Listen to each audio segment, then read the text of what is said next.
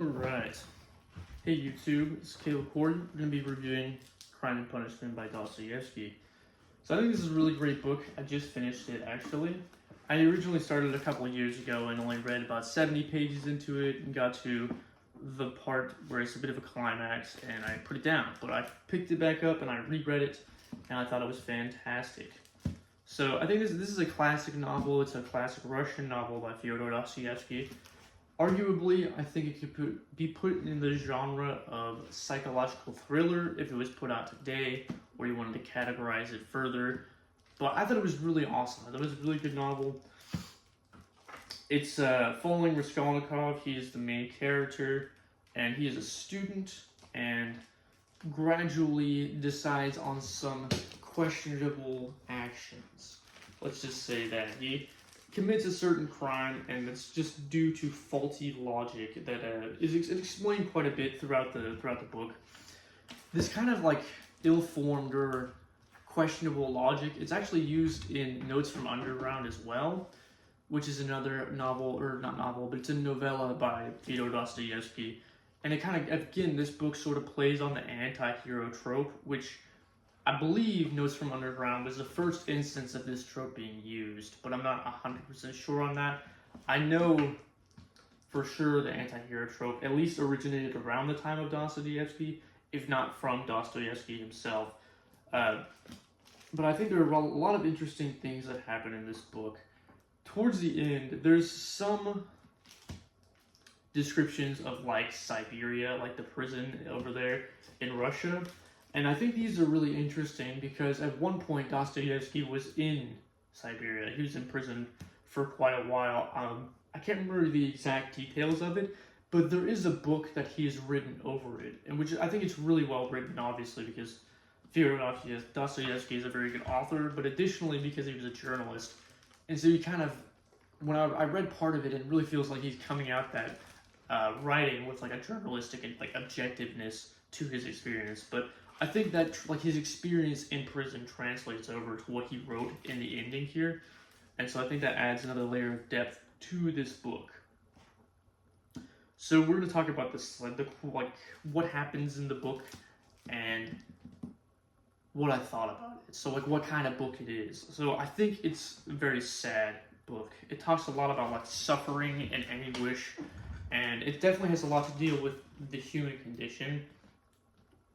I think specifically it has to, I think the main character, it might have been a psychopath or like a sociopath, or just have some sociopathic or psychopathic tendencies, but it doesn't exactly explain this. It's just kind of based on observation of the things the character talks about and his behavior. But again, he gradually shifts away from this towards the very end of the book. But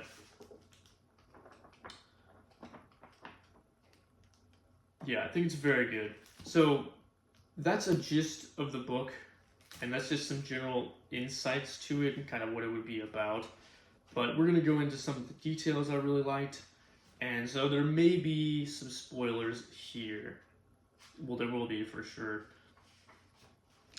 So something interesting is it follows Raskolnikov, who kills the pawnbroker fairly early on, and the pawnbroker has a sister who's like basically like she's made a servant, and Raskolnikov throughout the book explains her as like a louse or like a parasite. And there's one scene in the book where there's a detective and a student, and they're discussing why it wouldn't necessarily be immoral for them to kill the pawnbroker Alanya Ivanovich in order to do like good deeds with that money that she's taken from people, and kind of use them to her advantage. So like people that have nowhere else to turn and they have to pawn their items, and she'll give them very high interest rates and things like that, which is kind of unsavory. So she's kind of an unsavory person. But the overall lesson, like or moral of the book, obviously, is it's not just to be like to kill someone. But what's really interesting is it's written sort of as an anti-hero book, kind of like Notes from Underground. So although the reader knows that this is immoral, Raskolnikov has developed this sort of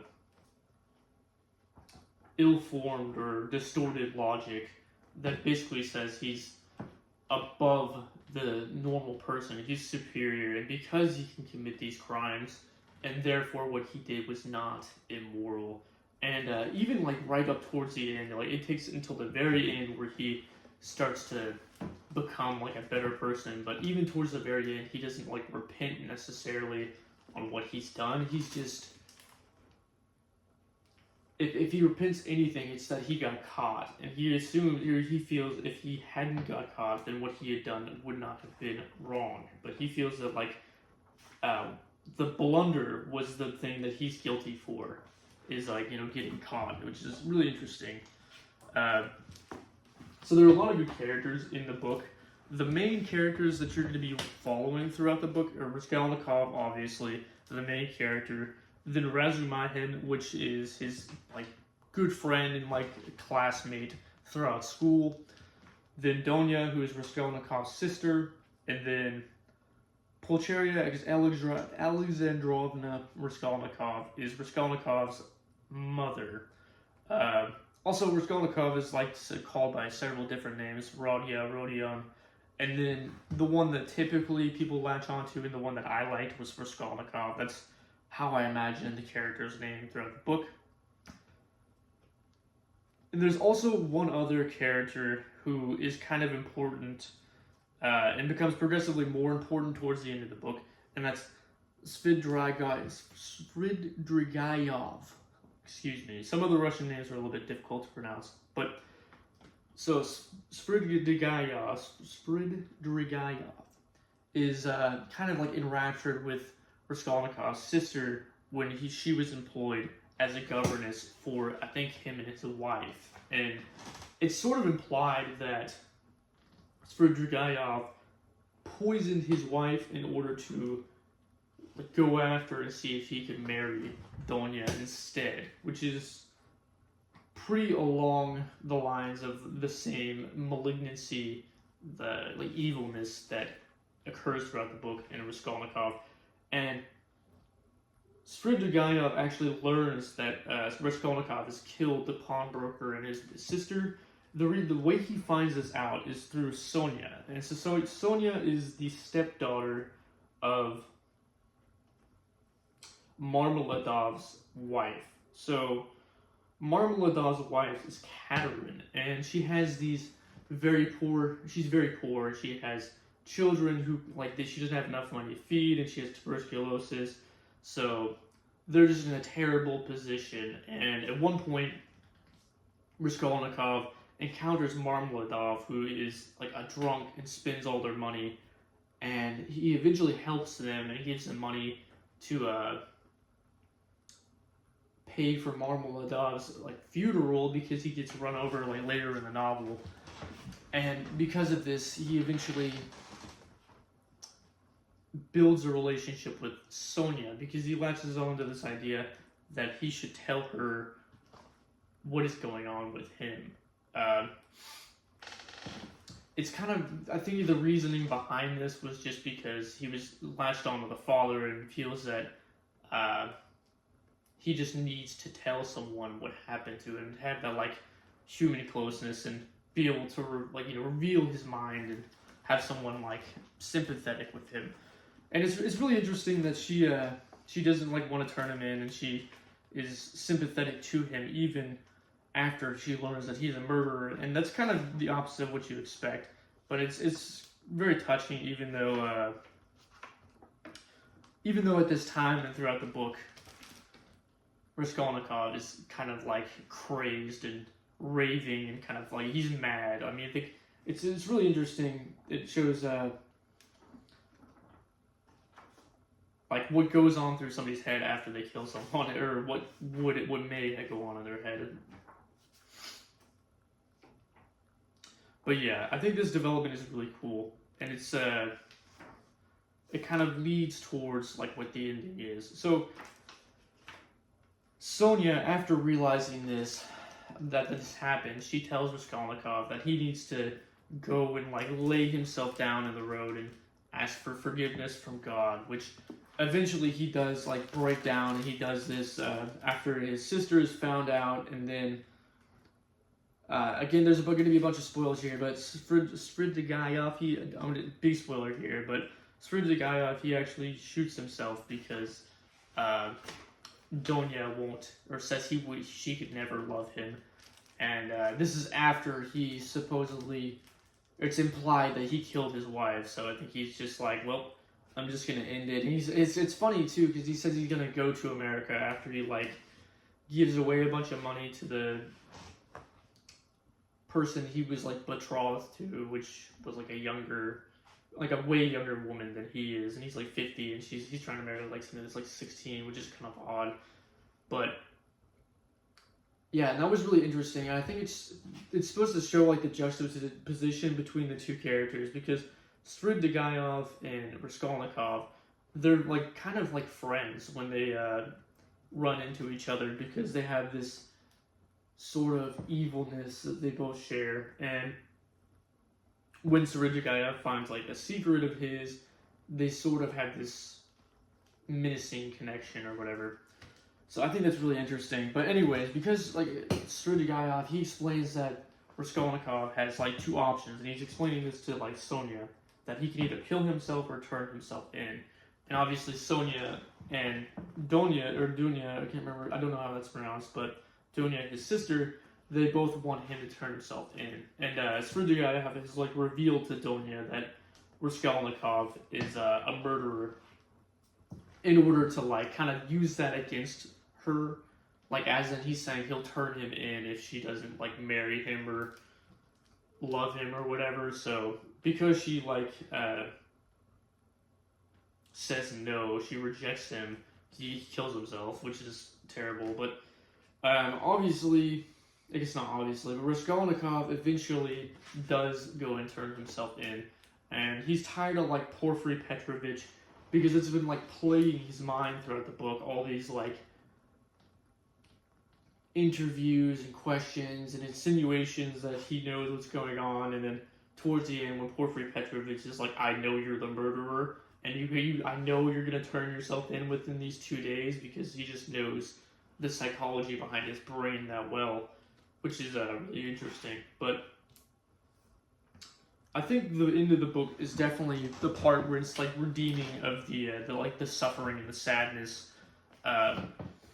So I mean, it's kind of seems like it's going to be like just a terribly sad ending, because Raskolnikov is sentenced to prison, and it seems like this is getting towards like the end, like that's it. But he goes to jail, or he goes to court, and reveals that line for line that like the details of the murder, everything that happened, like killed him with an axe, all this stuff.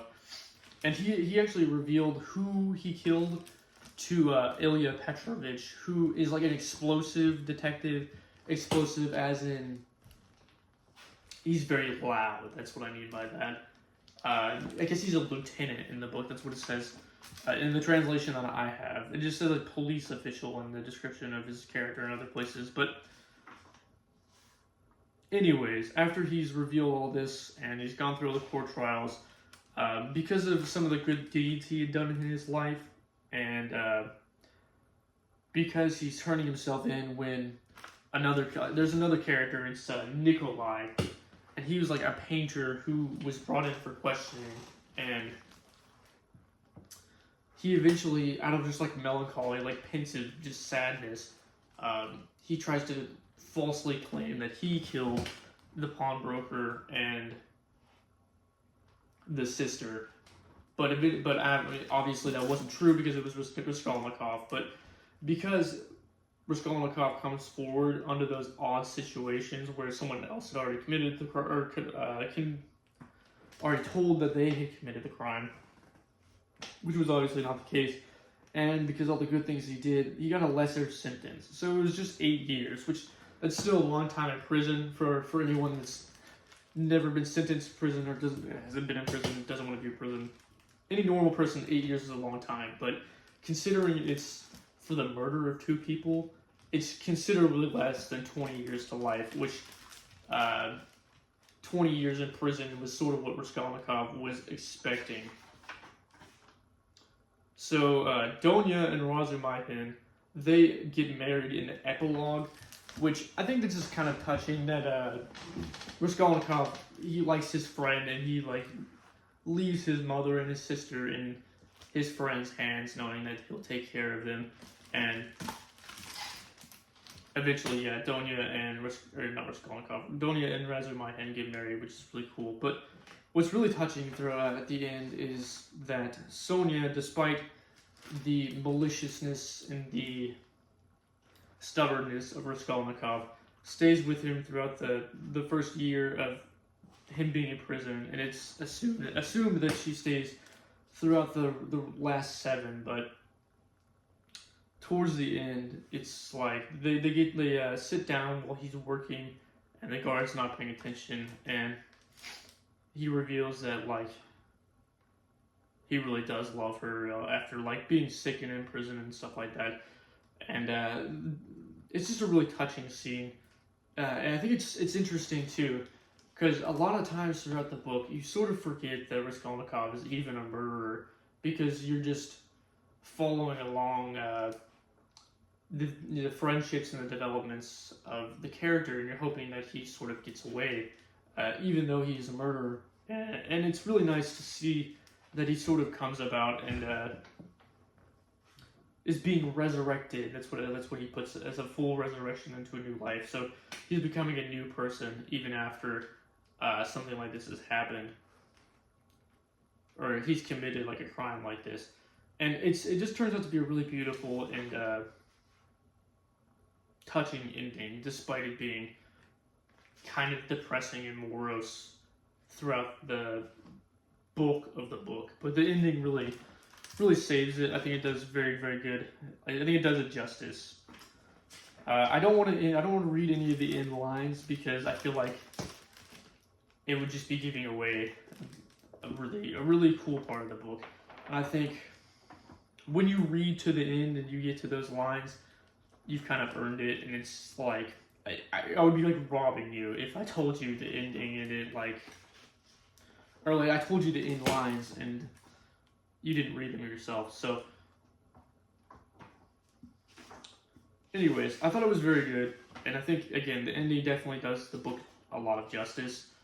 And I think because like the first initial climax of Raskolnikov like killing the pawnbroker happened so early on in the book, it's interesting because you're like, well, that's the big part of the book, bro. Like, I didn't think there'd be more lead up to it, but really the book is just about Raskolnikov battling through his insanity that's like come from him committing this crime from flawed logic, and coming back from that. So I think it's really interesting. I think that's probably why it's so acclaimed, is because it's so literary, it's so reflective upon like the human mind. Even if it's flawed in logic, eventually it comes back around to kind of renew itself and revive itself. So I think it's really great. I think the reflections on suffering are interesting too. So because it's showing like the suffering of like Sonia's family in parts of the book, and there's like a dream of like this horse being beaten, and there's a lot of instances of just like blatant suffering with no explanation. And I think that's supposed to be revealing of Raskolnikov's like disbelief in God, because he's like, okay, how could God let something like this happen? But I think the author's kind of getting at, even because of this, he still comes back around and renews his life and comes to the Bible and all that stuff. So I think it's interesting. I think the question of suffering is still unanswered, and I think that's kind of a part of the point of adding the anguish and suffering, and he's kind of reasoning with himself in the psychological writings in the book to why it still can't be explained. But I think that's probably a pretty good explanation of it.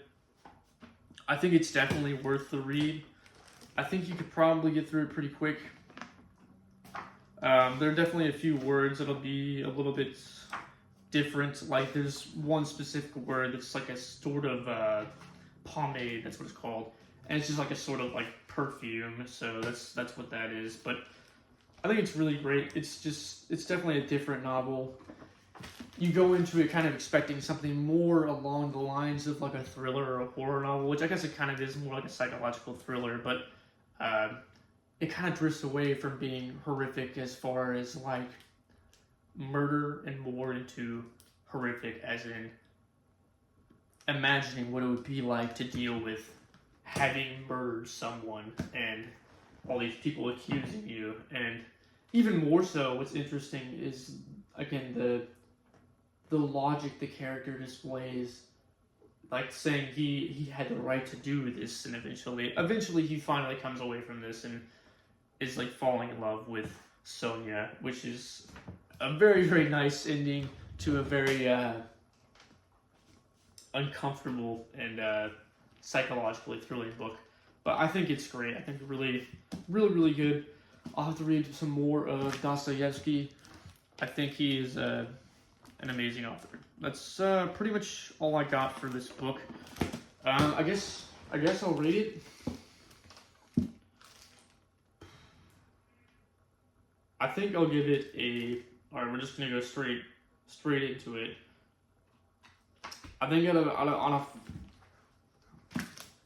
on like a 1 to 5 scale, I definitely have to give it at least like a 4.5 or a 4.8. I think it's really close to like a 5. I mean, I think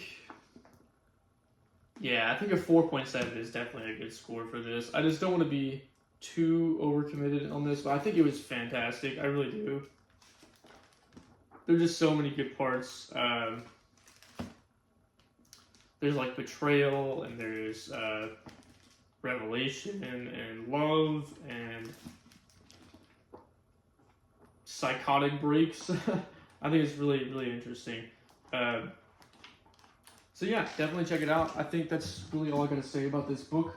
I think 4.7 or 4.8 out of, we'll say 4.7 out of 5, because it's just so close to being a 5. And I think I'd probably give it like an 8.8 or a 9 out of 10, because it's really great. I thought it was fantastic.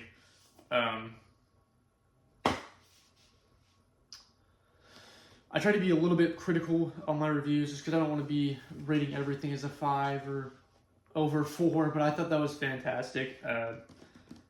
Definitely deserving of at least I think a 9 out of 10. It's terrific. I really thought it was great. And the ending, I think, does the book justice. I think it saves it from being like, the reason I don't think it would be perfect is just, I guess this is kind of, I guess it's all subjective, but is because the bulk of the book is kind of depressing. I know some people say Dostoevsky is not like depressive. I think there's just a lot of suffering and things explained or just portrayed throughout the novel, which is, again, I think this is Dostoevsky like portraying things that occur in real life and showing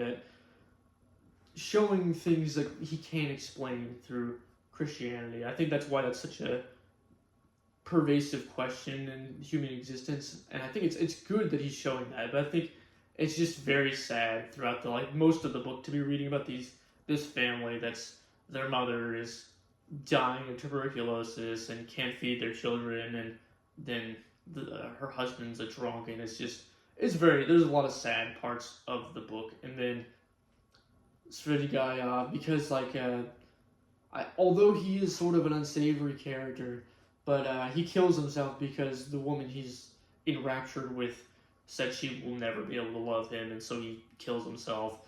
Oh, speaking of that scene, right before he does that, there's an explanation, there's a description in the hotel or the inn that he goes to before he kills himself in front of I think he kills himself in front of the Department of Justice or whatever in Russia, or I think it's in Petersburg that it's based, St. Petersburg. The novel, don't quote me on that, but I'm pretty sure that's where it's based. But anyways, right before that in the inn, there's like a description of a scene where he opens the window and it's like it's been raining a whole bunch. He's just drenched in his rain. This rain is just like whipping across his chest, and he has these like dreams of like rats like crawling on him and all this crazy stuff. But anyways, that really reminded me of Wuthering Heights, like the towards the end of Wuthering Heights with Heathcliff, where like this scene where he's standing in the window and there's like rain coming through. I specifically know when he was like dead, his eyes were like glued open or something like that in Wuthering Heights. But anyways, that scene reminded me specifically of the scene from Wuthering Heights, and it was kind of interesting. It was definitely reminiscent of that scene. It is kind of I feel like it was less creepy in this book than it was in Wuthering Heights, but there were a lot of similarities between those scenes, and it's interesting because I kind of inferred before he killed himself that he may do that. I thought he was going to do it in the end, and then it kind of shocked me because he did it after he left, and I thought, oh, well, maybe he really is going to America. But anyways, I really thought it was fantastic. I think there's a lot of everything in this book. Again, I think there's still a lot of sadness in the book, but I think there's a lot of good too. I think there's like the love at the end kind of just cuts through the sadness of the beginning of the book, and I thought it was fantastic. So I'll definitely have to read more of Dostoevsky. I have a couple of his books that I haven't read yet, and I will probably get to pretty soon. I've made a kind of a commitment to read around 100 books this year, so I'm really going to try to stick to that and see just how far I can get and like how many I can get done this year. So I did pick up a couple new books. I already have a ridiculous amount of books that I want to read, but I wanted to kind of go out of my comfort zone. I've read quite a few classics. I've read a little bit of Stephen King, who I really enjoy, and I read more of his stuff. But I wanted to pick up some brand new stuff, some stuff within this year or the past 4 years that I have no idea who the authors are. I thought that would be interesting. I think I may have heard about this novel specifically in my hand right here from someone online, because I heard just like a summary of it, and I was like, okay, we'll pick up this one, because this one is from 2024, so it was just published, and I think this is gonna be really interesting. So we're gonna get into this one. It's Whale Fall by Elizabeth O'Connor. So we'll definitely give this one a review when we finish it. And the other one is So Late in the Day by Claire Keegan. It says Stories of Women and Men. The reason I picked up these couple of books is just because they're so far off of something I would normally pick up. I really wanted to like go out of my comfort zone and read something that would be different and interesting and new. So that's why I picked up those two books. Hopefully they're really good. They're kind of shorter, so I should be able to finish them pretty quick. And I'm going to keep looking for some other stuff to read afterwards. I may go into another classic. I may read another King novel. But I'm for sure at least going to read these two, and we'll go from there. And yeah, that's the review. I hope you guys enjoyed. Leave some comments, questions, thoughts. If you've read the book, what did you think of it? If there's any other suggestions you have for me, definitely let me know. I had quite a hard time in the bookstore today finding those two books because I was running around the store trying to find like new releases or new books that would be interesting to me, only to find out from one of the booksellers that there is a section of new releases at the front of the store. But that was very helpful, but in the future I'll know where to go at least. So thanks a lot, guys. Definitely leave some likes and comments. That's it.